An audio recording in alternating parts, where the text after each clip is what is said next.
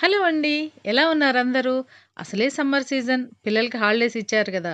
రోజుకో milk shake చేస్తే బావుంటుంది గదా! ఈరోజు మ్యాంగో మిల్క్ షేక్. మ్యాంగో ముక్కలు, పంచదార, పాలు, జీడిపప్పు ముక్కలు, 2 ఇలాచీ.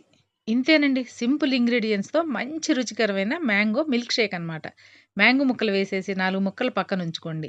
పంచదార పౌడర్ గూడా వేసేసి, పాలు గూడా వేసేసి, నానబెట్టుకున్న జీడిపప్పు పలుకులు గూడా వేసేసి, ఇలాచీ గూడా వేసి, మెత్తగా గ్రైండ్ జేసేసుకోండి. మనకి చిక్కటి మిల్క్ షేక్ రెడీ అయిపోతుందండి.